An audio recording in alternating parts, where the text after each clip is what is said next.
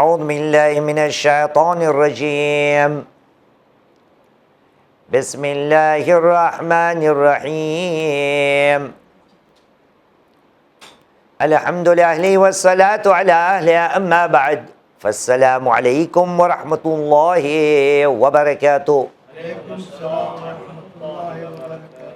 بسم اللہ الرحمن الرحیم الحمد للہ رب العالمین ثم الصلاة والسلام على اشرف الانبیاء والمرسلین سیدنا الممجد بشیرنا المصدق نذیرنا المؤید المصطفى الامجد والمحمود الاحمد الذي سمي في السماء بأحمد وفي الأرض بأبي القاسم محمد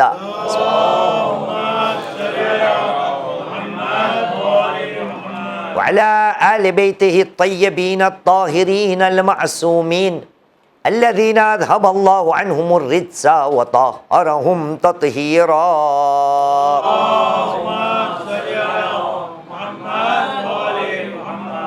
واللعنة الدائمة على أعداء الله أجمعين من الآن إلى قيام يوم الدين. أما بعد فقد قال الله العظيم في كتابه الكريم وهو أصدق القائلين وقوله الحق. بسم الله الرحمن الرحيم إنا للمتقين مفازا. آمنا بالله صدق الله العلي العظيم وصدق رسوله الكريم ونحن على ذلك من الشاهدين.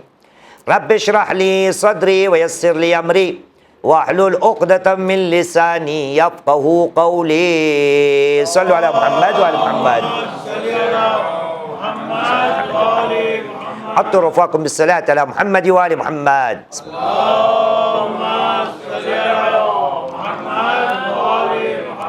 طيبوا أنفاسكم بأعلى أصواتكم بالصلاة على محمد وآل محمد.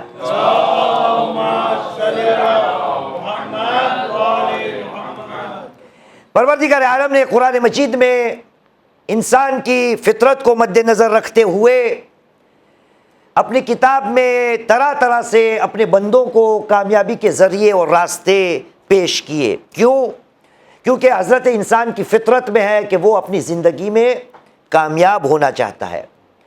اس کامیابی کے لیے عام اعلان جو خدا نے کیا وہ یہ ہے کہ ارشاد رب العزت ہوا، کہا بسم اللہ الرحمن الرحیم انا للمتقین مفازا. یہ وہی آیت ہے قرآن مجید کی جو ہر رات کو آپ کے سامنے پیش کی جاتی ہے. سورہ نبا کی 31ویں آیت، چیپٹر 78 ورس نمبر 31. کہا بسم اللہ الرحمن الرحیم انا للمتقین مفازا. بے شک پرہیزگاروں کے لیے، متقیوں کے لیے مقام فوز ہے. اب جہاں جہاں قرآن میں پروردگار عالم نے فلاح کی، نجاح کی، فوز کی بات کی ہے، اسے ہمیں پتہ چلتا ہے کہ اے بندہ، تیرا معبود، تیرا پروردگار تجھے یہ بتانے کی کوشش کر رہا ہے کہ تو کیسے اپنی زندگی میں مقام فوز تک فائز ہو سکتا ہے. اس لیے ہم نے کئی باتوں کو آپ کے سامنے پیش کیا. سرسری طور پر اس کی ہم تعداد کر لیتے ہیں. پہلی بات ہم نے یہ بیان کی کہ اگر کامیابی چاہیے خشیت پروردگار ہونا چاہیے. دوسری بات، اگر کامیابی چاہیے اطاعت پروردگار اور اس کے رسول محمد صلی اللہ علیہ وآلہ وسلم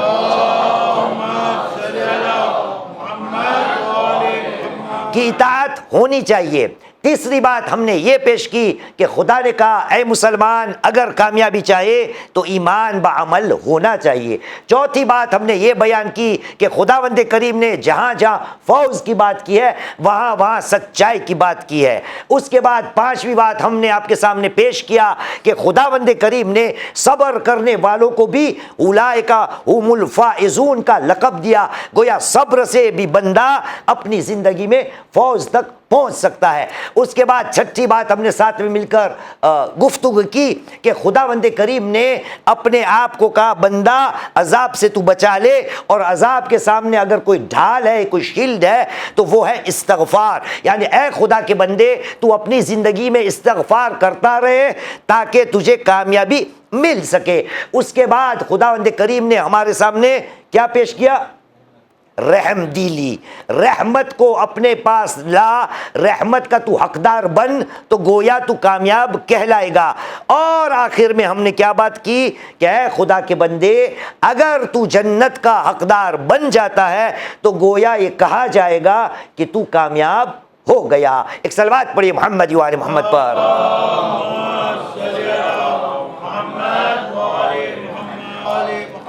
اگر ہم سے پوچھا جائے، اگر ہم اپنے آپ سے سوال کریں کہ ہم تو پلے بڑے ہوئے ہیں جنت کی باتوں میں، جنت ہمارے یہاں مفت میں بٹتی ہے اور سب کے لیے ہم دعا بھی کرتے ہیں کہ سب کو خداوند کریم انشاءاللہ تعالی جنت نصیب کرے۔ واہ، اب کی الہی میں نکلی، اس کا مطلب یہ ہوا نا کہ میں جو بیان کر رہا ہوں وہ ہماری رگ میں ہے۔ لیکن میں اگر آپ سے ایک سوال کروں، کیا جنت سے کوئی بڑی کامیابی ہو سکتی ہے؟ مہدی، کیا جنت سے کوئی بڑی کامیابی ہو سکتی ہے؟ ہم حسین کے نام پر یہاں جمع ہوئے ہیں، اور حسین مظلوم کا کام، حسین مظلوم کا لقب، حسین مظلوم کو سند دی ہے کس نے؟ نبی کریم محمد صلی اللہ علیہ وآلہ وسلم۔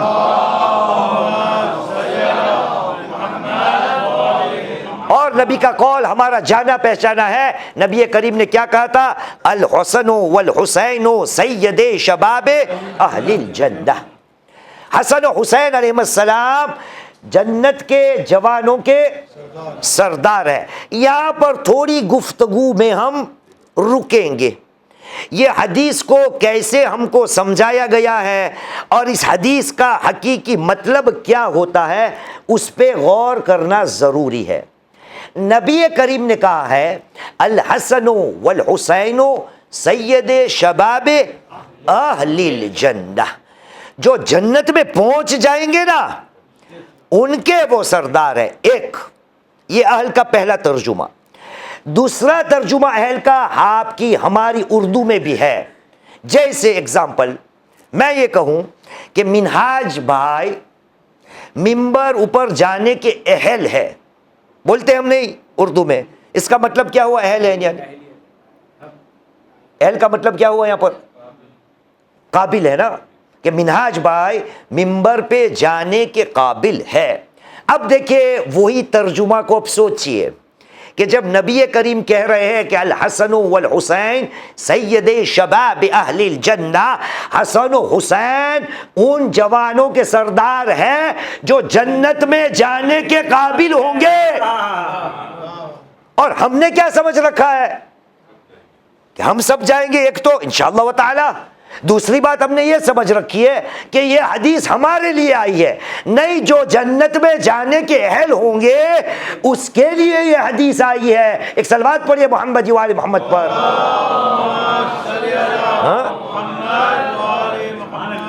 اب سوال ہم نے یہی پوچھا تھا کہ جنت سے کوئی بڑی کامیابی ہو سکتی ہے جہاں پر حسین کا نام آ گیا ہو، جہاں پر حسن کا نام آ گیا ہو، نبی کریم کا نام بھی آپ کو شاید ہے کہ نبی کریم کا کیوں کچھ نہیں پڑھا مولانا، آپ نے پڑھ ہی دیتے ہیں۔ ایک صلوات پڑھو محمد و آل محمد پر۔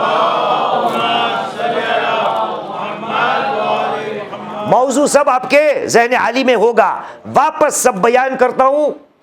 خشیت پروردگار، اطاعت اللہ اور اس کا رسول، ایمان بالعمل، اس کے بعد سچائی، اس کے بعد صبر، اس کے بعد استغفار، اس کے بعد رحم دلی، اس کے بعد جنت، یہ سب پوری لسٹ آپ کے سامنے آ گئی۔ نبی کریم محمد صلی اللہ علیہ وآلہ وسلم نبی نے کہا انا وکافل الیتیم کہاتین فی الجنہ۔ نبی کریم نے کہا دونوں انگلیوں کو دکھا کر، یہ دونوں انگلیوں کو ساتھ میں لگا کر، یہی اشارہ روایت میں ہے کہ نبی کریم نے یہ والی انگلی اور یہ والی انگلی دونوں کو ملا کر یہ بھی اس بات کو بیان کی اور کہا انا وکافل الیتیم کہاتین فی الجنہ، میں اور یتیم کا خیال رکھنے والا جنت میں ان دو انگلیوں کے برابر، ان دو انگلیوں میں جتنی نزدیکی ہے اتنی نزدیکی کے ساتھ جنت میں یتیم کا کفیل میرے ساتھ ہوگا، یعنی رسول کی بات بھی جنت والی۔ تو اب سوال یہی ہے، کیا جنت سے کوئی اور بڑی کامیابی ہو سکتی ہے؟ میں آپ سے پوچھتا ہوں، ہو سکتی ہے؟ آپ ہاں کہہ رہے تو کون سی ہے؟ جنت سے کوئی بڑی کامیابی ہو سکتی ہے؟ خدا کا جواب آئے گا، اے خدا کے بندے تو مورکھا ہے، تو جنت کے پیچھے دوڑ رہا ہے۔ میرے یہاں جنت سے بھی اور بہتر کامیابی ہے، اس کے پیچھے دوڑ تو خود بخود جنت مل جائے گی۔ اعلان سنیے، پروردگار عالم نے سورہ توبہ، قرآن مجید کا 9 نمبر کا سورہ، ہم تو 72 شہیدوں کو ماننے والے ہیں، چیپٹر 9 ورس نمبر 72، اعلان رب العزت ہوا، کہا بسم اللہ الرحمن الرحیم، وعد اللہ المؤمنین والمؤمنات جنات تجری من تحت الانہار خالدین فیہا ومساکن طیبہ فی جنات عدن ورضوان من اللہ اکبر ذالک هو الفوز العظیم۔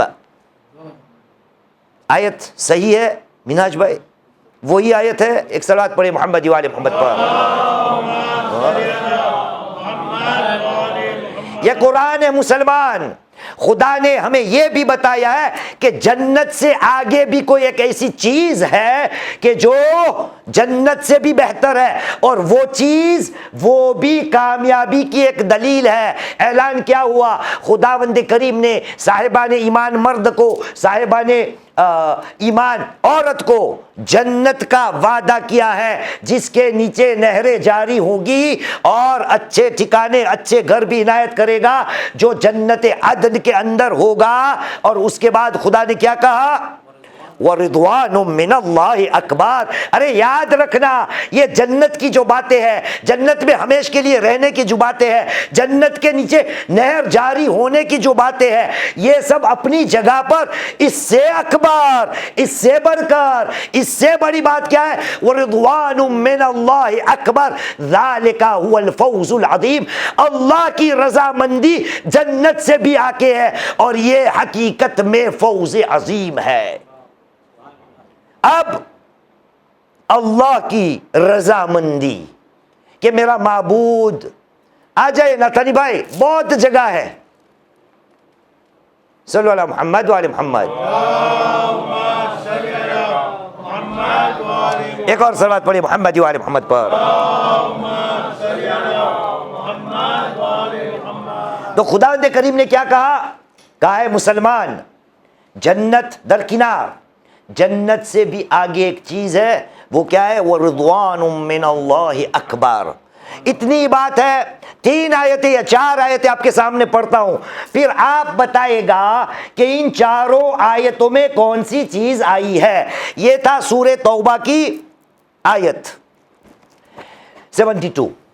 آگے آئیے سورہ بینہ، قرآن مجید کا 98واں سورہ، چیپٹر 98، اور آیت کا نشان ہے 7 اور 8۔ مجھے پتا ہے کہ آپ آج فیل ہونے والے ہو۔ ایک ہوتا ہے کامیابی ہمارا موضوع ہے، لیکن میں آپ کو بتا دیتا ہوں، ابھی دودھ کا دودھ پانی کا پانی ہو جائے گا۔ دیکھیے گا آپ کیا ہونے والا ہے۔ کل ڈرامہ کیا تھا نا، کل ڈرامہ کیا تھا، آج واپس کرتے ہیں۔ میں آپ کو بتا دیتا ہوں، آج آپ فیل ہوں گے۔ سنیے، آپ اس موبائل کا سہارا مت لیجئے گا، ٹھیک ہے؟ سنیے، خداوند کریم نے کہا سورہ بینہ آیت کا نشان ہے 7، اعلان رب العزت ہوا، کہا بسم اللہ الرحمن الرحیم، ان الذین آمنوا وعملوا الصالحات، وہ لوگ کہ جو ایمان لائے اور عمل صالحات کو انجام دیا، ٹھیک؟ ان الذین آمنوا وعملوا الصالحات اولئک هم خیر البریہ، یہ بہت اچھے لوگ ہیں۔ کون؟ جو ایمان لائے اور عمل صالح کو انجام دیتے، اولئک هم خیر البریہ، جزاؤہم عند ربہم جنات تجری من تحت الانہار خالدین فیہا ابدا ذالک، فیل ہو گئے، ذالک لمن خشی ربہ، ذالک لمن خشی ربہ، یہ کس کے لیے ہے؟ رضی اللہ عنہم ورضوا عنہ، ذالک لمن خشی ربہ، جس سے خدا راضی اور جو خدا سے راضی، یہ ان کو یہ مقام ملے گا کہ جو اللہ سبحانہ و تعالی کی خشیت رکھتا ہوگا۔ کتنی آیتیں ہوئی؟ 2۔ تیسری پڑھ دیتا ہوں جو پچھلی مجلسوں میں آئی تھی، سورہ مائدہ، قرآن مجید کا 5واں سورہ، آیت کا نشان 119۔ خدا نے کہا بسم اللہ الرحمن الرحیم، قال اللہ ھذا یوم ینفع الصادقین صدقہم لہم جنات تجری من تحت الانہار خالدین فیہا ابدا رضی اللہ عنہم ورضوا عنہ ذالک هو الفوز العظیم۔ یہ آیت تو آپ کو پتہ ہے، خدا کہے گا یہ وہ دن ہے جس دن سچے لوگوں کو اپنی سچائی کام آئے گی، ان کے لیے جنت ہے جس میں ہمیشہ کے لیے وہ رہنے والے ہیں، جس کے نیچے نہریں جاری ہوگی۔ یہ وہ لوگ ہیں جن سے خدا راضی اور جو خود خدا سے راضی ہے۔ ذالک هو الفوز العظیم، یہ حقیقت میں فوز عظیم ہے۔ کتنی آیتیں ہوئی مہدی؟ 3۔ چوتھی سنیے، سورہ فجر، قرآن مجید کا 89واں سورہ، آیت کا نشان ہے 27، 28، 29، 30۔ پہچانی آیت، خدا نے کہا بسم اللہ الرحمن الرحیم، یا ایتھا النفس المطمئنہ ارجعی الی ربک راضیۃ مرضیہ فادخلی فی عبادی وادخلی جنتی۔ اے نفس مطمئنہ کے مالک، ارجعی الی ربک، اپنے پروردگار کی طرف واپس پلٹ آ۔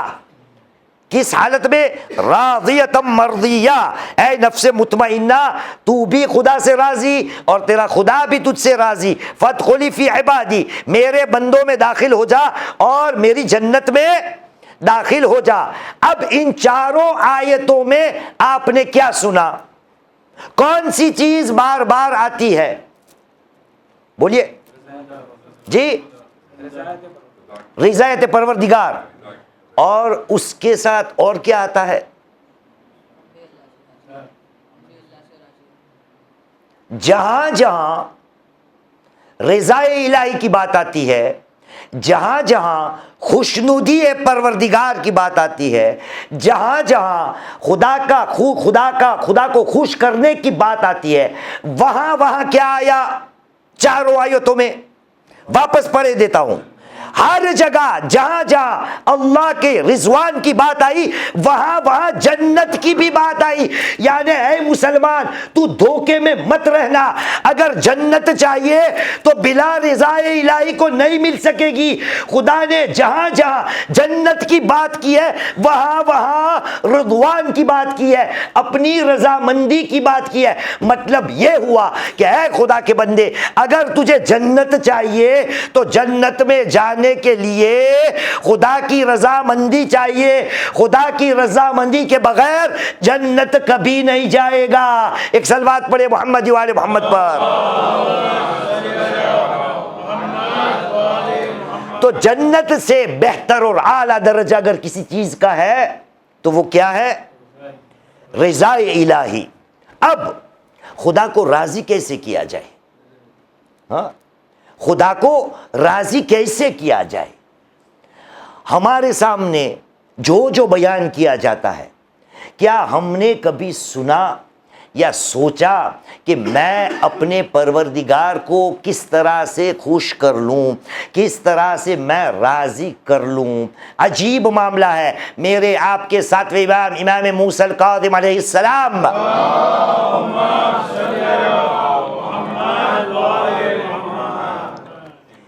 کے پاس اپنا ایک صحابی حج میں آیا ہے، جس کا نام تاریخ نے روایتوں میں علی ابن طاہر لکھا ہے۔ وہ مکے میں آیا حج کرنے کے لیے، حج سے جب فارغ ہو گیا تو کہا اپنے امام کی ملاقات کر لو۔ مدینہ آیا، کس کے پاس آیا؟ ساتویں امام کے پاس۔ سلام و دعا کے بعد کہنے لگا، کہا فرزند رسول میری تھوڑی ایک پریشانی ہے۔ کہا بتاؤ کیا ہے؟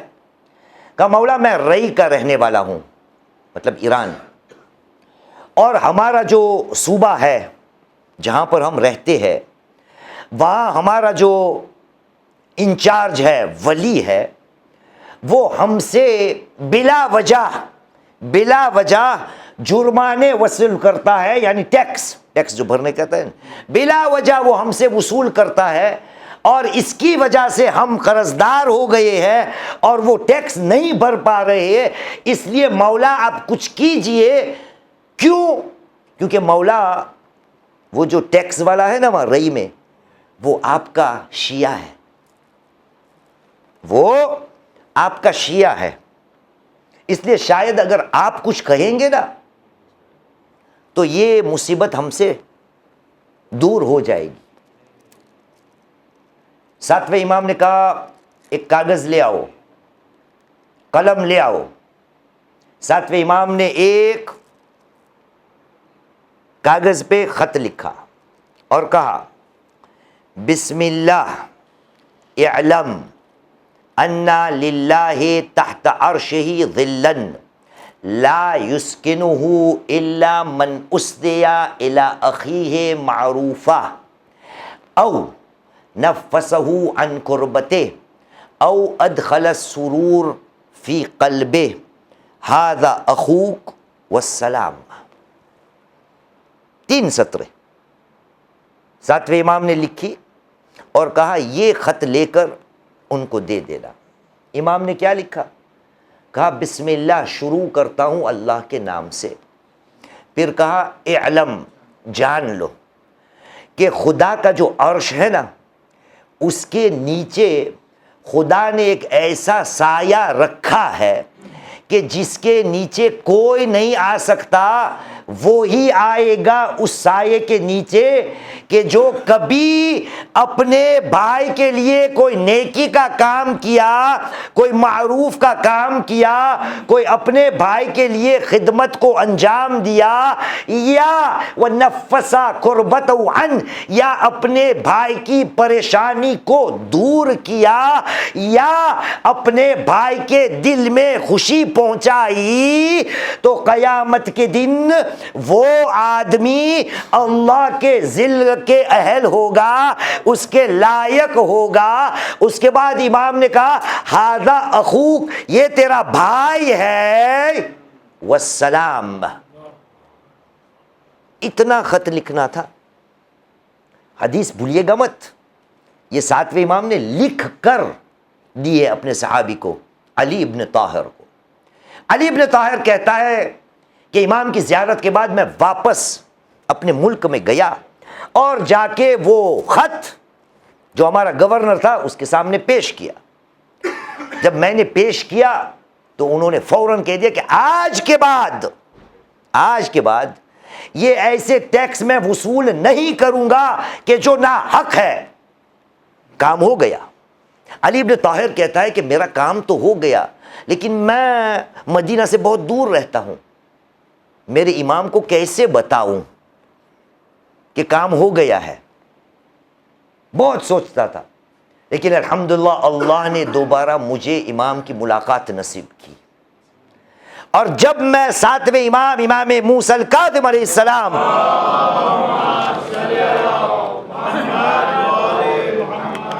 میں پہنچا تو سلام کے بعد فوراً میں نے مولا کو یہ خوشخبری سنائی اور کہا فرزند رسول یا ابا الحسن لقد سرنی، مولا آپ نے جو خط دیا تھا نا، جب میں نے ان کو یہ خط دے دیا تو وہ آدمی لقد سرنی، اس نے مجھے خوش کر دیا۔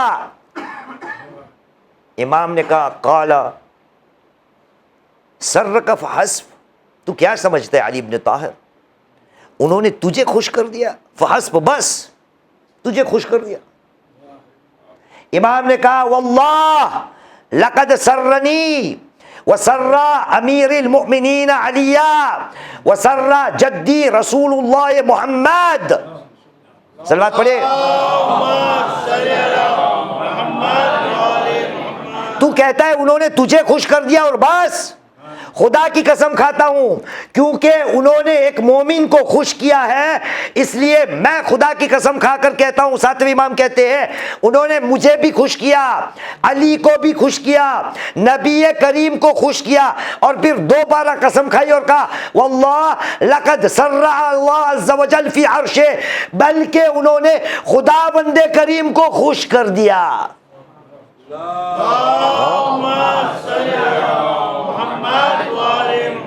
نتیجہ کیا نکلا کہ اے خدا کے بندے، اگر تو چاہتا ہے کہ تیرا پروردگار تجھ سے خوش ہو جائے، تیرے پاس رضا الہی آ جائے، اللہ سبحانہ و تعالیٰ تیرے سے راضی ہو جائے، تو تیری پہلی ذمہ داری یہ ہے کہ تو اپنے بھائیوں کو خوش کر اور رکھ۔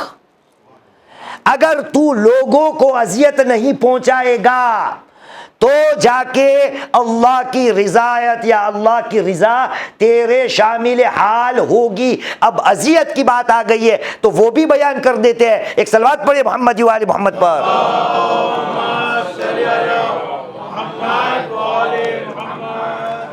قرآن مجید میں سورہ احزاب کی 56ویں آیت میں ہم کس کا تذکرہ کرتے ہیں؟ 56ویں آیت میں کچھ دنوں پہلے ہماری باتیں ہوئی تھی، کون سی؟ پڑھیے۔ بسم اللہ الرحمن الرحیم، ان اللہ و ملائکتہ یصلون علی النبی یا ایھا الذین آمنوا صلوا علیہ وسلموا تسلیما۔ اللہم صل علی محمد و آل محمد۔ یہ تو سب کو پتا ہے یہ والی آیت، ہاں، ان اللہ و ملائکتہ یصلون علی النبی یا ایھا الذین آمنوا صلوا علیہ وسلموا تسلیما۔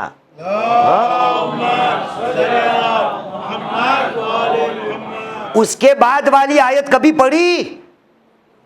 کسی نے سنائی کہ میرے اور آپ کا پروردگار ہمیں کیا کہہ رہا ہے؟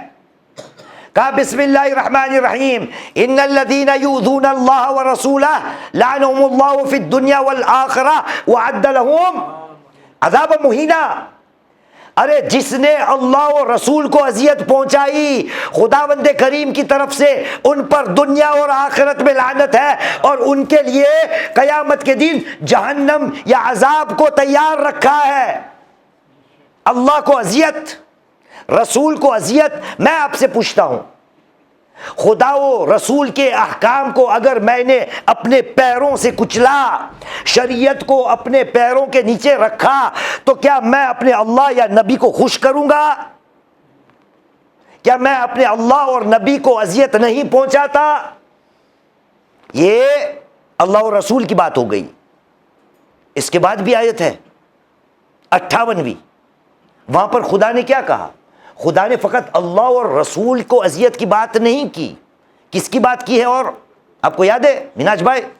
58ویں آیت، چیپٹر 33 ورس نمبر 58، اعلان رب العزت ہوا، کہا بسم اللہ الرحمن الرحیم، ان الذین یؤذون المؤمنین والمؤمنات بغیر ما اکتسبوا فقد احتملوا بہتانا واثما مبینا۔ وہ لوگ جنہوں نے مومن حضرات اور مومنات کو اذیت پہنچائی، اور وہ بھی بغیر قصور، اللہ سبحانہ و تعالیٰ کہہ رہا ہے فقط احتملوا بہتانا و اثما مبینا، انہوں نے اتنا بڑا گناہ کیا ہے، اتنا صاف گناہ ہے، لیکن بندے کو پتہ نہیں کہ جب بندہ اپنے جیسے بندے کو اذیت پہنچاتا ہے تو خدا خوش ہوگا؟ خدا کی رضامندی کیسے مجھے ملے گی؟ ہم نے بیان کر لیا، جنت سے آگے کامیابی اگر لینی ہے تو خدا بند کریم کو راضی کرنا ہوگا۔ ایک صلوات پڑھے محمد و آل محمد پر۔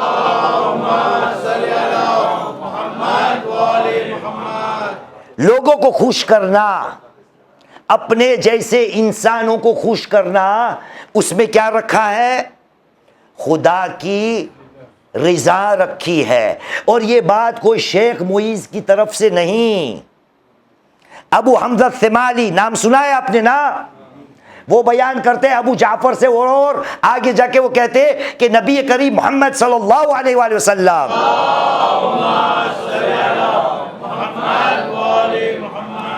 نبی کریم نے کہا ہے من سر مؤمنا فقد سرنی ومن سرنی فقد سر اللہ۔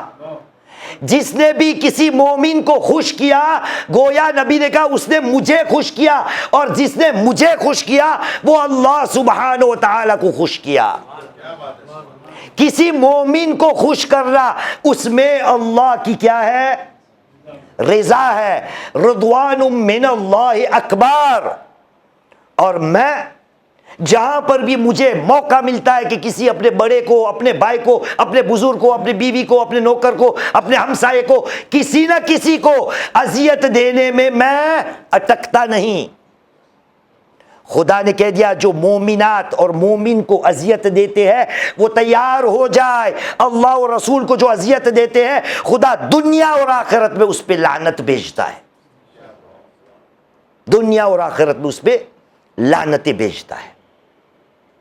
اور جب اذیت کی بات آئے تو سب سے بڑی اذیت جو ہوگی وہ کون سی ہوگی؟ خدا کے عام بندے کو اذیت پہنچانے کی ہمیں اجازت نہیں۔ کجا کون؟ بولیے آپ۔ عام مومن سے زیادہ مرتبہ کون رکھتا ہوگا؟ ہاں، امام تو بعد میں، معاشرے میں۔ کہ یہاں کوئی ہے امام ہے آپ کے معاشرے میں؟ کوئی نہیں نا۔ عام مومن سے زیادہ مرتبہ رکھنے والا کون ہے معاشرے میں؟ جی، عالم۔ اس سے بھی زیادہ ہے، بولیے، ماں باپ۔ آج کی دنیا کو دیکھیے، ماں باپ کے ساتھ کیسا سلوک کیا جاتا ہے، والدین کے ساتھ کتنا کیسا سلوک کیا جاتا ہے۔ اور میں جھنڈا و علم لے کے گھومتا ہوں کہ مجھے تو جنت میں ہی جانا ہے، جنت میرے باپ کی جاگیر ہے، اور وہاں گھر پہ باپ خون کے آنسو بہاتا ہے، ماں خون کے آنسو بہاتی ہے، اتنا اذیت دیتا ہوں اپنے ماں باپ کو میں کہ بات ہی چھوڑ دے۔ ماں باپ کے لیے بھی کہا، خدا نے کچھ نہیں کہا؟ آئے قرآن مجید میں، ایک صلوات پڑھی محمد و آل محمد پر۔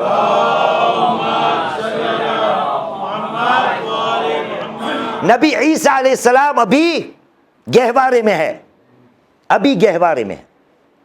لوگوں نے اشکال ڈالا تھا جناب مریم، یہ بچہ آیا کہاں سے؟ کہا جا کے پوچھ لو، انہی سے پوچھ لو۔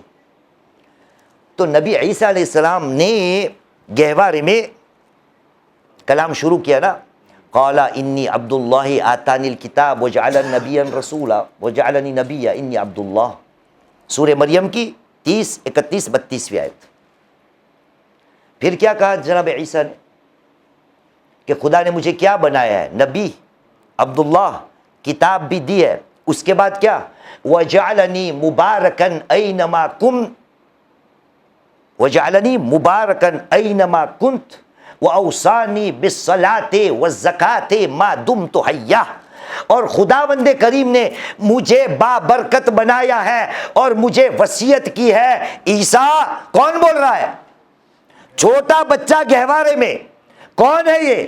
روح اللہ۔ کون ہے یہ؟ خدا کا نبی ہے۔ یہ کہہ رہا ہے کہ خدا نے بچپن سے ہی بول رہا ہے، کہا خدا نے مجھے نماز کی وصیت کی ہے، زکوٰۃ کی وصیت کی ہے، اور اس کے بعد والی آیت میں کیا کہا؟ وَبَرًّا بِوَالِدَتِي وَلَمْ يَجْعَلْنِي جَبَّارًا شَقِيًّا۔ اور خدا نے مجھے یہ بھی وصیت کی ہے، اے عیسیٰ اپنی ماں کے ساتھ صحیح سلوک کرنا۔ واضح بات ہے کہ جناب عیسیٰ کا کوئی باپ نہیں تھا، اس لیے فقط ماں کی بات آئی ہے۔ اے خدا کے بندے، جنت سے بہتر طریقہ کامیابی پانے کے لیے کیا ہے؟ رضوان اللہ، کہ میں اپنے پروردگار کو خوش کر دوں، خدا مجھ سے راضی ہو جائے۔ میں کہوں گا خدایا تو مجھ سے راضی ہو جا، اس سے مجھے کامیابی ملے گی، اور یہاں میں تیرے بندے کو راضی کر ہی نہیں پاتا۔ خدا نے کہا اگر تو چاہتا ہے کہ میں تجھ سے راضی ہو جاؤں تو کیا کرنا پڑے گا؟ میرے بندوں کو خوش رکھنا پڑے گا، میرے بندوں کی رضا کو حاصل کرنا پڑے گا۔ اب دیکھیے کیا کیا آیتیں اور کیا کیا حدیثیں ہمارے سامنے آتی ہے۔ ہمارے پاس ابان ابن تغلب، ہمارے چھٹے امام، امام جعفر الصادق علیہ السلام،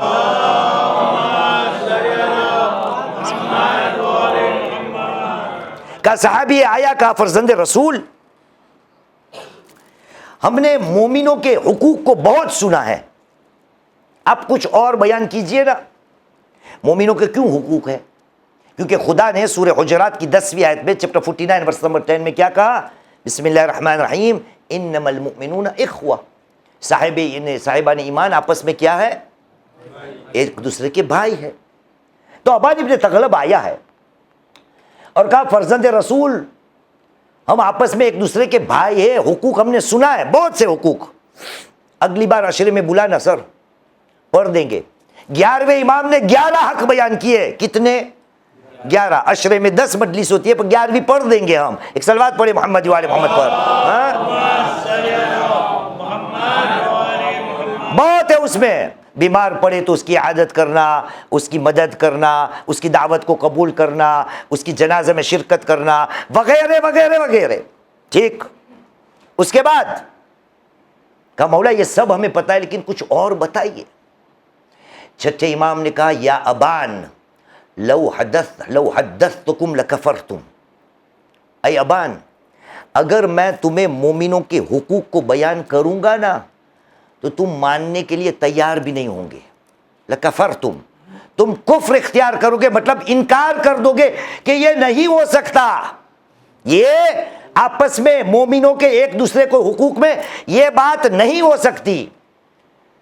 ابان نے کہا مولا فرمائیے، علم میں اضافہ ہو، فرمائیے لکفرتم، اور میں آپ کو کہہ دیتا ہوں کیا یہ میرا پورا عشرہ جو میں نے پڑھا ہے کیا پورا بمبئی جنتی ہو جائے گا؟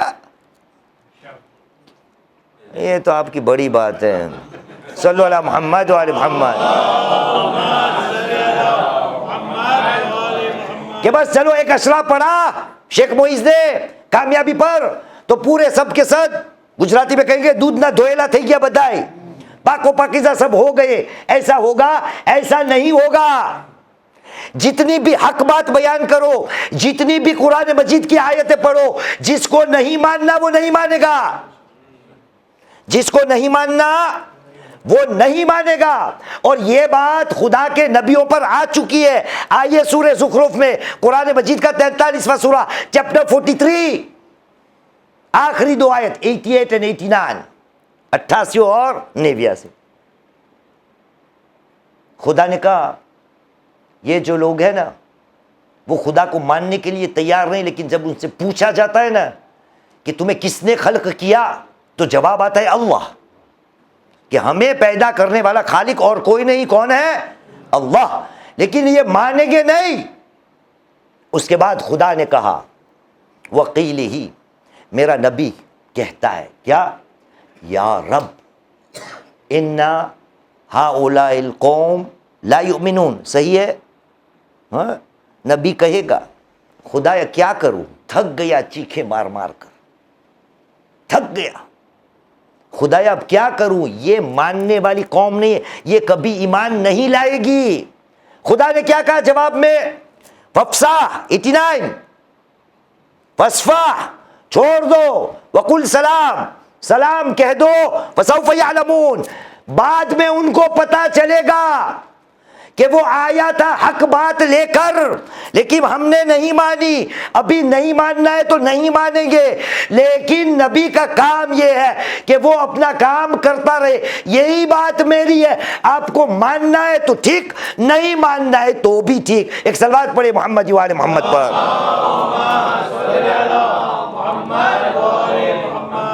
تو چھٹے امام نے کہا ابان میں نے اگر بیان کیا نا تو نہیں مانے گا، لو حدثتکم لکفرتم، تو نہیں مانے گا۔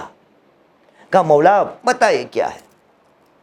کہا ابان جب تو مرے گا نا تو آخرت کے جتنے منازل ہیں نا، جتنے منازل ہیں، ایک ایک منزل پر یہ نور تیرے ساتھ ہوگا، ایک ایک منزل کو وہ تجھے طے کروائے گا۔ اور آخر میں اگر تو نے اس کو پوچھ لیا نا کہ اے نور تو کون ہے، تو وہ نور جواب دے گا کہ کنتو السرور الذی ادخلتا فی قلوب المؤمنین وخلقت بہ، میں تیرے ساتھ قبر کے اندر جتنے منازل ہیں اس کو طے کرنے کے لیے خدا نے مجھے پیدا کیا ہے، تیری مدد کے لیے۔ میں کون ہوں؟ میں وہ خوشی ہوں جو خوشی تو نے مومن کے دل میں ڈالی تھی۔ میں وہ خوشی ہوں، وہ سرور ہوں، لوگوں کو خوش کرنا، بیکار میں نہیں، حقیقت میں خوش کرنا۔ وہ کیسا کام ہے؟ پانچویں امام، امام محمد باقر علیہ السلام،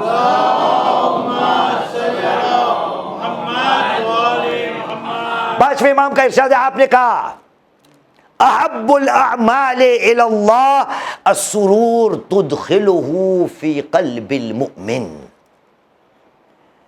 سب سے پسندیدہ اعمال میں سے اگر کوئی عمل ہے خدا کے نزدیک تو وہ کیا ہے؟ کہ کسی مومن کے دل میں خوشی پہنچانا، کسی مومن کے دل میں خوشی پہنچانا۔ یہ پوری باتیں ہم کیوں کر رہے ہیں؟ کیونکہ خدا نے کہا ہے کہ خوشی جب بندہ اپنے بندوں کے اندر ڈالتا ہے تو میں بھی خوش ہوتا ہوں۔ نبی نے بھی کہا تھا نا کہ کسی مومن کو خوش کیا میں نبی خوش ہوتا ہوں، اور جب میں خوش ہوتا ہوں تو اللہ راضی ہوتا ہے۔ ایک صلوات پڑھیے محمد و آل محمد پر۔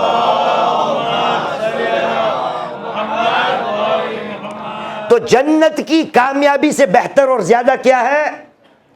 رضا الہی، ورضوان من اللہ اکبر، ذالک هو الفوز العظیم۔ اللہ کی رضا وہ جنت سے بھی اکبر ہے، وہ جنت سے بھی زیادہ ہے۔ اب دیکھیے یہ رضا کو حاصل کرنی ہے تو کیسے کی جائے گی؟ بہت سی حدیثیں ہیں۔ یہ پورا عشرہ ہم نے جو پڑھا نا، ہم نے بات کہاں سے شروع کی تھی، آج اختتام پر آ رہی ہے۔ مجھے کہنے کا یہ حق دے دیجئے کہ ابھی جو حدیث پڑھنی ہے نا، ابھی وہ یوں سمجھ لیجئے کہ پورے عشرے کا خلاصہ ہے، پورے عشرے کا خلاصہ۔ کیوں؟ کیونکہ جتنی کامیابی ہم نے آپ کے سامنے پیش کی، اور ان سب کامیابی سے زیادہ سب سے بڑی کامیابی کیا ہے؟ اللہ کے رضا، خدا مجھ سے راضی ہو جائے، میں خدا سے راضی اور وہ مجھ سے راضی۔ اب دیکھیے یہ بات مولا کائنات علی ابن ابی طالب علیہ السلام،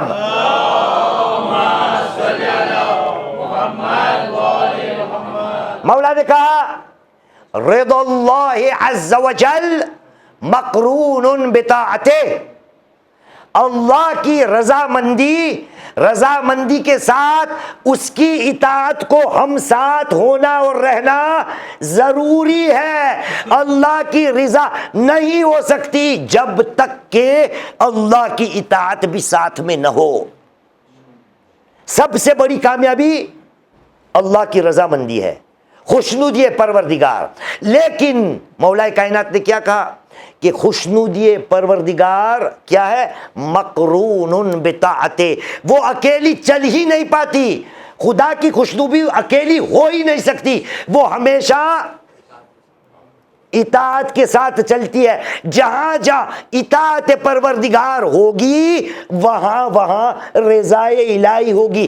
اگر اطاعت پروردگار ہٹ گئی تو رضا الہی وہاں سے ہٹ جائے گی۔ ایک صلوات پڑھیے محمد و آل محمد پر۔ اب یہ جب مولا کائنات نے کہہ دیا، پتہ کیسے چلے؟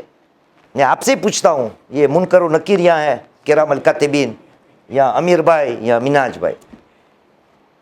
امیر بھائی، آپ کو لگتا ہے کہ خدا آپ سے راضی ہے؟ آپ کی بات کر رہا ہوں۔ دل یہ کہتا ہے، کیا دلیل ہے؟ اچھا مناج بھائی، آپ کو لگتا ہے خدا آپ سے راضی ہے؟ ہاں، نہیں پتا نا؟ ایک بات پہلے سنائی دیتا ہوں، سنیے گا۔ خدا کی رضامندی چاہیے، لوگوں کو ہم سے راضی رکھنا پڑے گا۔ سوچئے گا بھائی، سوچئے گا۔ سلمان فارسی آئے ہیں مولائے کائنات علی بن ابی طالب کے پاس.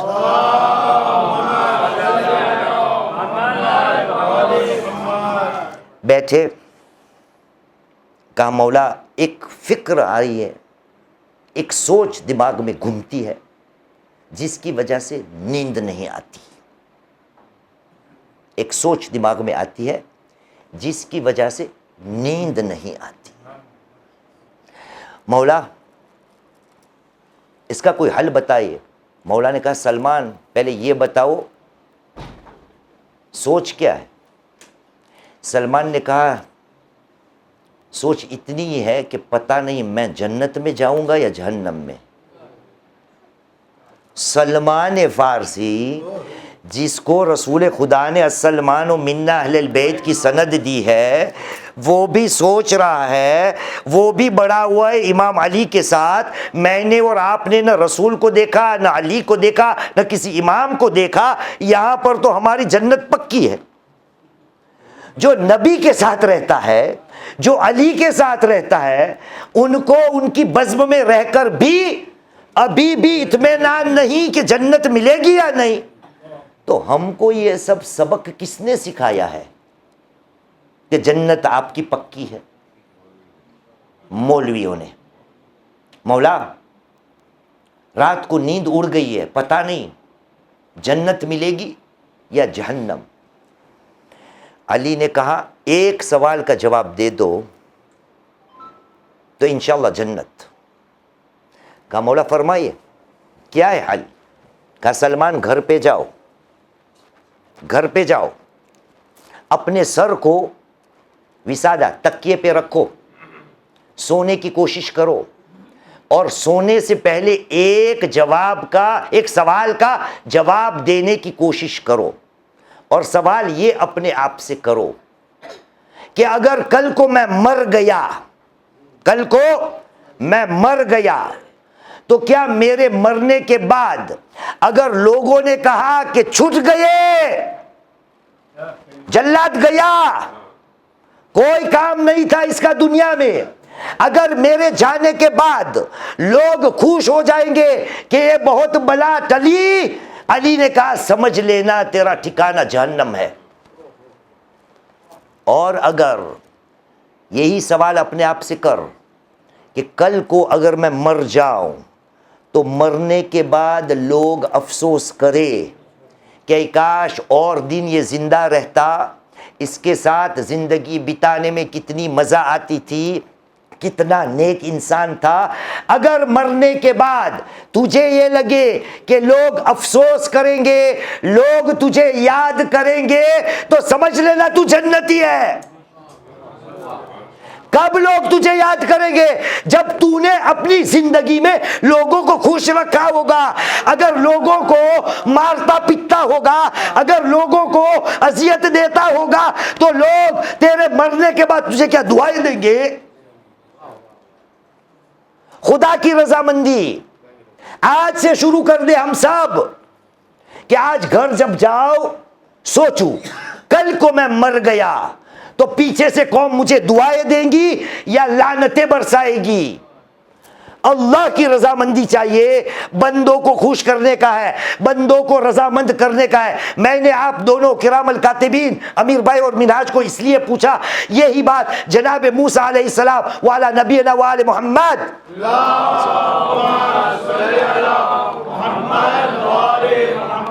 جناب موسیٰ علیہ السلام نے خداوند کریم کی بارگاہ میں جا کر کہا خدایا اخبرنی ان آیت رضاک عن عبدک. جناب موسیٰ نے خدا کو کہا خدایا تو مجھے نشانی بتا دے کہ کب تو اپنے بندے سے راضی ہوتا ہے, وہ نشانی بتا دے تاکہ میں اپنی قوم کو بتاؤں کہ یہ نشانی تجھ میں پائی جائے تو خدا تجھ سے راضی ہے. الہی اخبرنی ان آیت رضاک عن عبدی عن عبدک, مجھے خبر دے دے خدایا کہ وہ کون سی نشانی ہے کہ تو اپنے بندے سے راضی ہے. خدا کا جواب آیا, غور سے سننا, خدا کا جواب آیا, کہا یا موسیٰ اذا رأیت احیئ عبدی لطاعتی وَأُصْرِفُ عَنْهُ مَعْصِيَتِهِ فَذَلِكَ آیَةُ رَضَائِي۔ اے موسیٰ، جب تم دیکھو کہ میں نے اپنے بندے کو میری اطاعت کے لیے آمادہ کر لیا ہے، اور جب تم دیکھو کہ میں نے اپنے بندے کو میری معصیت سے دور کر دیا ہے، تو سمجھ لینا کہ یہ میری رضامندی کی نشانی ہے۔ سنا آپ نے کیا کہا خدا نے؟ کہ جب بندہ اطاعت گزار ہو جاتا ہے اور معصیت سے اپنے آپ کو بچانے کی کوشش کرتا ہے، تو خدا نے کہا کہ یہ میری وہ نشانی ہے کہ میں اس بندے سے راضی ہوں۔ اب دل کی نہیں سننے کی امیر بھائی، کہ دل میں یہ محسوس ہوتا ہے۔ دو ہی معیار ہے، دو ہی معیار۔ کون کون سے حجی؟ اطاعت اور معصیت۔ اگر فرما بردار ہوں اور معصیت نہیں کرنا چاہتا ہوں تو خدا مجھ سے راضی ہے۔ ایک صلوات پڑھیے محمد و آل محمد پر۔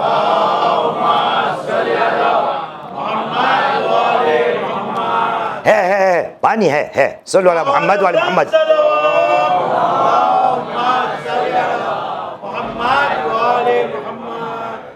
تو اللہ کا رضوان، اللہ کی رضامندی، اللہ کی خوشنودی کامیابی کی وہ راہ ہے کہ جو جنت سے بھی بڑی ہے۔ مجھے اپنے پروردگار کو راضی کرنا ہے، اور بہت سی باتیں ہیں جس سے میرا پروردگار مجھ سے خوش ہو جاتا ہے۔ میرا، آپ کا، ہم سب کا نواں امام، امام محمد تقی الجواد،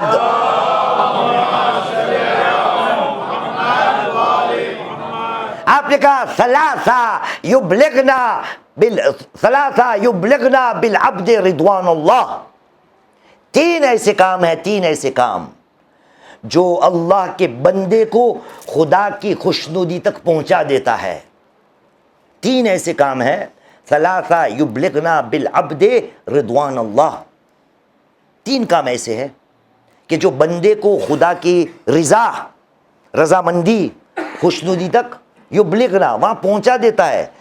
یہ بلغ والی بات یاد ہے؟ یا رسول بلغ، پہنچا دے۔ تین کام ایسے ہیں کہ جو بندے کو خدا کی خوشنودی تک پہنچا دیتا ہے۔ تین، ایک، پہلا کثرت الاستغفار۔ بندہ جب زیادہ کثرت سے استغفار کرتا ہے نا، تو وہ خدا کی رضامندی کو حاصل کر لیتا ہے۔ ہم نے سب باتیں کی ہے نا، استغفار کون کرے گا، کب کرے گا، کب کرے گا، کب کرے گا؟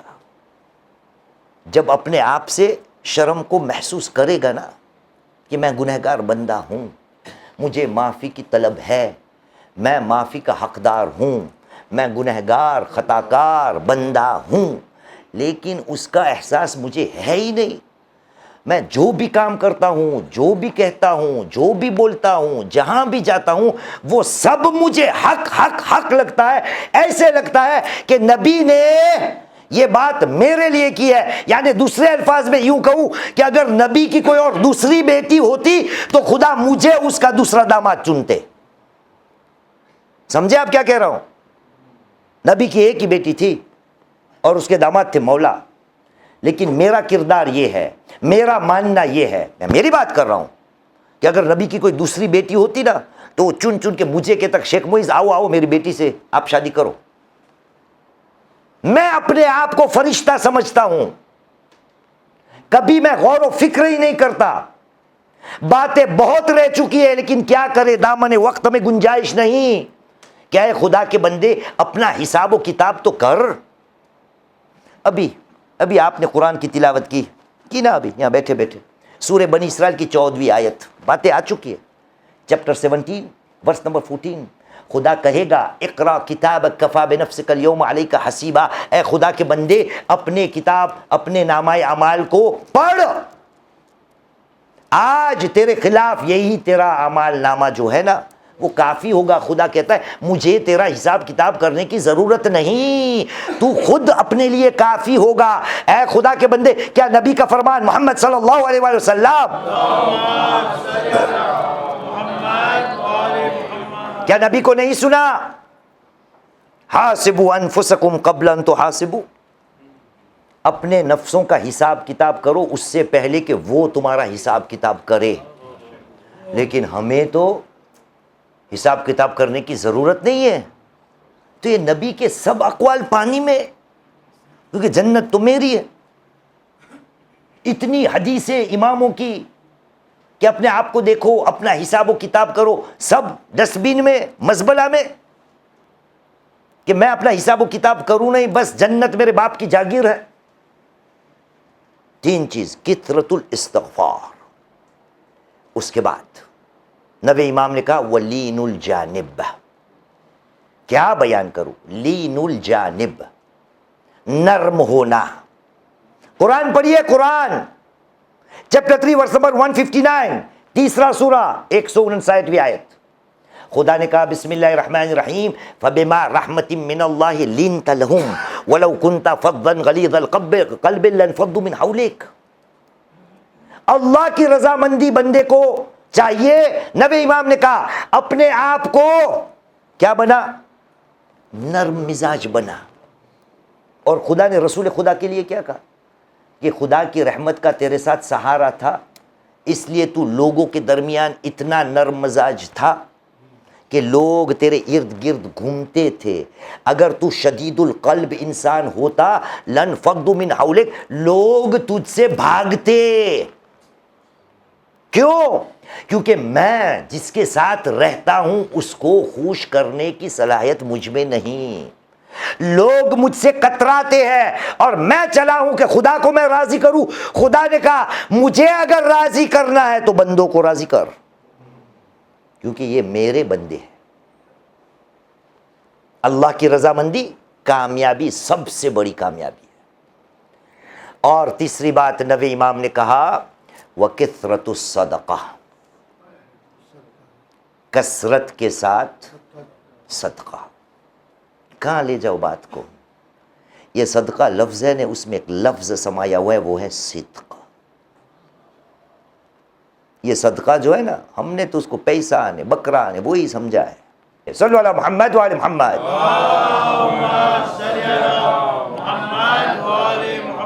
تو 3 چیزیں، کثرت الاستغفار، لین الجانب، اور کثرت الصدقہ، کثرت کے ساتھ صدقہ دینے کا. اس سے کیا ہوگا؟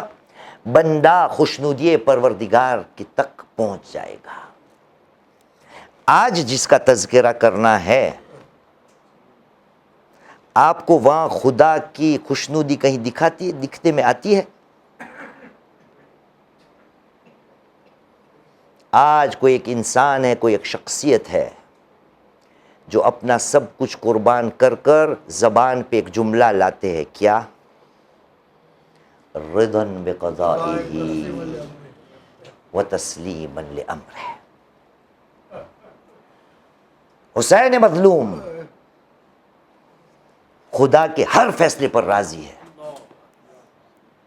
اس لیے راضیۃ مرضیہ. اپنے دربار میں میں تجھ سے خوش، تو مجھ سے خوش، میں تجھ سے راضی، تو مجھ سے راضی، آ جا اے نفس مطمئنہ کے مالک، آ جا. کہاں سے بات کروں؟ آج شب عاشور ہے. کیا قیامت کی رات ہے، کیا قیامت کی رات ہے. ارباب منبر نے بیان کیا ہے کہ حسین مظلوم خیموں کے جائزہ لے رہے ہیں. ان میں سے ایک خیمے میں سے رونے کی آواز آ رہی ہے. حسین خوب پہچانتے ہیں کس کا خیمہ ہے. حسین وہاں پر آئے، داخل ہوئے، دیکھا ایک بی بی ہے جو ایک گہوارے کو چلا رہی ہے. بازو میں ایک چھوٹی بچی بیٹھی ہے. آپ سمجھ گئے کون ہے یہ ام رباب ہے. اور وہ رو رہی ہے تو حسین کو پتا ہے کہ یہ کون رو رہا ہے. آئے حسین، کہا بی بی کیا ماجرا ہے؟ کہا مولا میں کتنی بد نصیب ہوں، میں کتنی بد نصیب ہوں، کل قربانی کا دن ہے اور میرے پاس کوئی ایسا جوان بیٹا نہیں کہ جس کو میں اسلام پہ قربان کر سکوں۔ عزادارو مجھے نہیں پتا حسین مظلوم نے اس ماں کو کیسے تسلی دی تھی، لیکن اتنا کہوں گا بی بی آپ فکر مت کیجئے، یہ آپ کا چھوٹا اصغر جو ہے نا، جب دنیا اس کے جہاد کو دیکھے گا، یہ آپ کے بازو میں چھوٹی بچی سکینہ جو ہے نا، دنیا جب اس کی مظلومی پر گریہ کریں گے تو دنیا اکبر و عباس کے جہاد کو بھول جائیں گے۔ بس عزادارو مجھے پتا نہیں حسین نے کیسے بی بی کو تسلی دی ہوگی۔ اگلے دن روز عاشور آ گیا، حبیب و عزیز و انصار حسین کے سب چل بسے۔ اب یہ ماجرا آ گیا، میرا مولا اکیلا و تنہا میدان کربلا میں حسین مظلوم بس کھڑے ہیں۔ اس دفعہ حسین نے ایک ندا بلند کی، حل من ناصر ینصرنا، اے کوئی ہے جو ہماری مدد کے لیے آئے۔ بس عزادارو یہ وہ وقت ہے جہاں پر حسین کو بلایا گیا اور کہا مولا خیمے میں آئیے، کوہرام بپا ہے۔ کہا کیا ہوا؟ کہا مولا جب سے آپ نے ندا کو بلند کی ہے، یہ ننھے سے اصغر نے اپنے آپ کو گہوارے یا جھولے سے نیچے گرا دیا ہے۔ کہا بس اس کے لیے پانی کی سبیل کرتا ہوں۔ حسین نے رباب کو کہا میں اصغر کو لے جاتا ہوں۔ میں کہوں گا مولا اس اصغر کو میدان میں لے جا رہے ہو، یہ ایک چھوٹا سا سپاہی ہے، اس کے پاس کوئی ہتھیار تو نہیں، شاید مولا کا جواب آئے کہ ذاکر یہ اصغر بھی خالی ہاتھ نہیں جا رہا، اس کے ساتھ ایک چھوٹی سی تلوار کو لے کر نکلا ہے، اس کی یہ زبان جب چلے گی، ہونٹوں پہ چلے گی، ظالموں کے دل کو مجروح کرتے چلے گی۔ عزادارو حسین مظلوم روز عاشور میدان کربلا میں نکلے، اور یہی بات جب وہاں پر حسین آئے، مختار کے دربار میں ایک ظالم کو پوچھا گیا، کہا اے ظالم تو نے کربلا میں کیا دیکھا ہے؟ کہا کیا بتاؤں، عاشور کا دن تھا، میں نے دیکھا حسین مظلوم کسی چیز کو اپنی ابا کے دامن میں لے کر نکلے، میں سمجھا اب تو حسین کو عزیز و انصار کوئی باقی نہیں رہا، اب شاید حسین آخری حجت قرآن مجید کو لے کر جاتے ہوں گے، لیکن میں نے کیا دیکھا، حسین جیسے جیسے مقتل کی طرف آئے، میں نے دیکھا حسین نے اپنے دامن کو ہٹایا، پتا چلا حسین کے ہاتھ میں ایک چھوٹا سا بچہ ہے۔ اب میں سمجھ گیا عزادارو اس موقع پر حسین نے کیا کہا تھا، فوج اشقیاء سے کہا اے فوج اشقیاء اگر آپ کو ڈر ہے کہ میں پانی پی لوں گا، لو اس چھوٹے بچے کو زمین پہ رکھ دیتا ہوں۔ حمید ابن مسلم کہتا ہے جب اس چھوٹے بچے کو حسین نے زمین پہ رکھا، وہاں زمین کی گرمی اتنی تھی، ارے چھوٹا بچہ زمین پہ یوں ہل رہا تھا، حسین نے واپس لے لیا اور فوج اشقیاء کو کہا اے فوج اشقیاء کیا تمہیں دکھائی نہیں دیتا میرا چھوٹا بچہ حالت تلذی میں ہے، الا ترون انہ یتلذی من العطش، اے فوج اشقیاء کیا آپ کو دکھائی نہیں دیتا میرا بچہ پیاس کی وجہ سے حالت تلذی میں ہے۔ عزادارو کیا آپ کو پتا ہے حالت تلذی کیا ہوتا ہے؟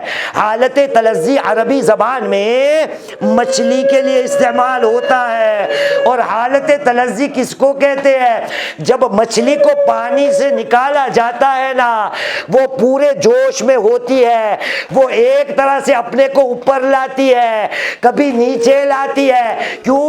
طاقت ابھی باقی ہے، لیکن ایک وقت وہ آتا ہے کہ اس کا طاقت، اس کا زور کمزور ہونے لگتا ہے، اب اس میں اچھالے مارنے کی طاقت نہیں، اب وہ کیا کرتی ہے؟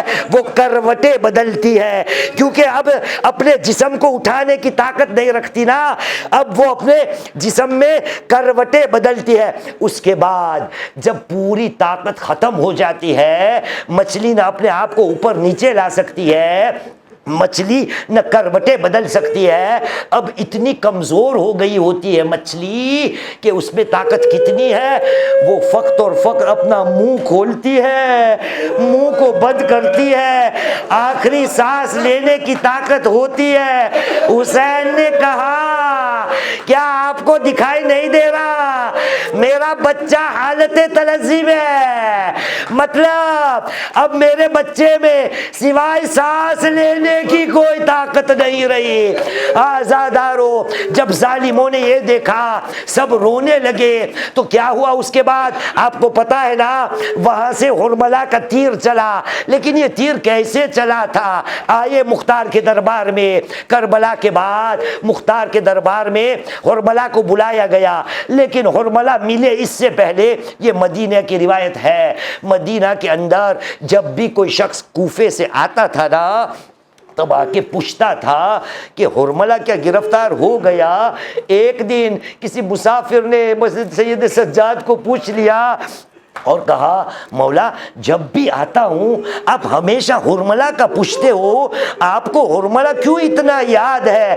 کہا ہے سوال کرنا، تجھے نہیں پتا، شاید تجھے یہ فکر ہونا کہ حرملہ نے ہمارے اصغر کے گلے پہ تیر مارا تھا۔ ارے وہ تیر اصغر کے گلے پہ نہیں لگا تھا، ہم اہل بیت کے سینے میں پیوست ہو گیا تھا۔ آزادارو، مختار کے دربار میں حرملہ کو لایا گیا۔ مختار نے پوچھا حرملہ بتا تو نے کربلا میں کیا کیا ہے؟ حرملہ نے کہا میں نے کربلا میں 3 تیر مارے ہیں۔ ایک تیر کون سا؟ کل اس کا تذکرہ ہوگا۔ ایک تیر میں نے حسین کی پیشانی پہ مارا تھا، ارے ایک تیر عباس کے پاس جو مشق تھی اس پہ مارا تھا، اور ایک تیر میں نے اصغر کے گلے پہ۔ مختار نے کہا کیسے مارا؟ کہا مختار کیا بیان کروں، جب جب کمان کو تیار کرتا تھا تیر و کمان ہاتھ سے چھوٹ جاتی تھی، ایک بار میں نے کیا، 2 بار میں نے کیا، وہاں سے حکم آیا حرملہ اقطع کلام الحسین۔ مختار نے پوچھا تو پھر کیسے تیر مار سکا؟ کہا سنان بازو میں کھڑا تھا۔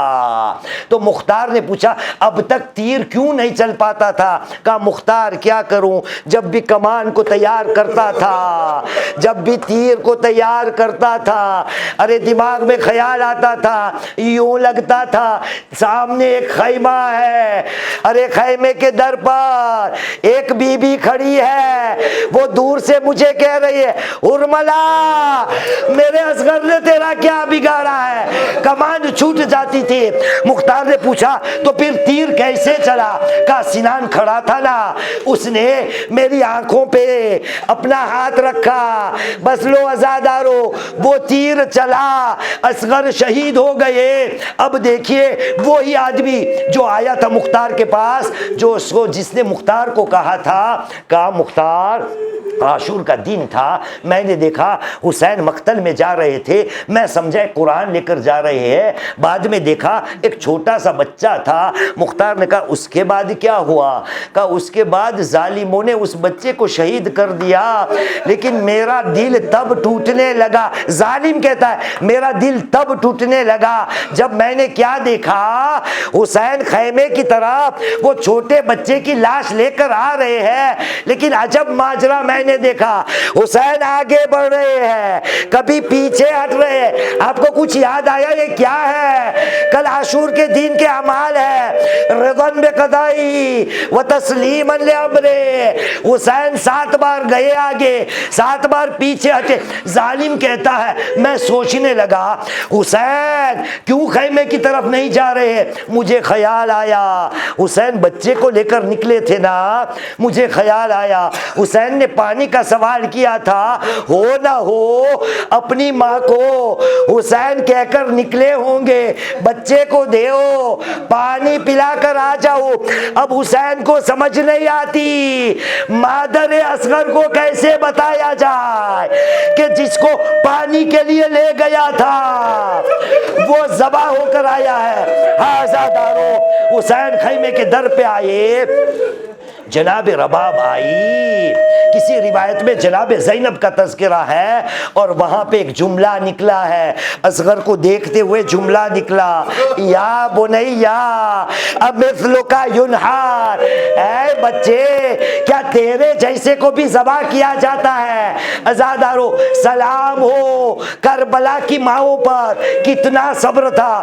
میرا استاد مولانا صادق حسن یہ روایت کو پڑھتے ہیں کہ جب علی اصغر کا لاشا خیمے میں آ گیا نا, حسین مظلوم نے اپنی اہلیہ ام رباب کو کہا رباب یا ام رباب میری تھوڑی مدد کیجئے. کہا مولا کیا کام ہے؟ کہا مجھے پتا ہے ظالم ہمارا کیا حشر کرنے والے ہیں, اس لیے خیمے کے پیچھے جاتے ہیں اور ہمارے ننھے اصغر کی لحد بنا لیتے ہیں. عزادارو اب لحد حسین کو بنانی ہے, ہاتھ میں تو بچے کو رکھ نہیں سکتے, اس لیے بچے کو کس کو سونپا؟ ماں کو سونپا. حسین نے تلوار نکالی, تلوار سے چھوٹی سی لحد تیار کرنا شروع کی. عزادارو ہمیں پتا ہے نا ہماری شریعت میں قبر پہ پانی ڈالنے کی استحباب ہے. حسین پانی کہاں سے نکالے؟ حسین کے پاس پانی ہے. کون سا پانی؟ آنکھوں کے آنسو ہے. حسین گریہ کر رہے ہیں. یہی منظر کس نے دیکھا؟ ام رباب نے دیکھا, جس کے ہاتھ میں دودھ پیتا چھوٹا سا بچہ, اس کی لاش ہے. ماں نے دیکھا حسین رو رہے ہیں, بس رباب نے کہا اے میرے والی صبر کیجیے.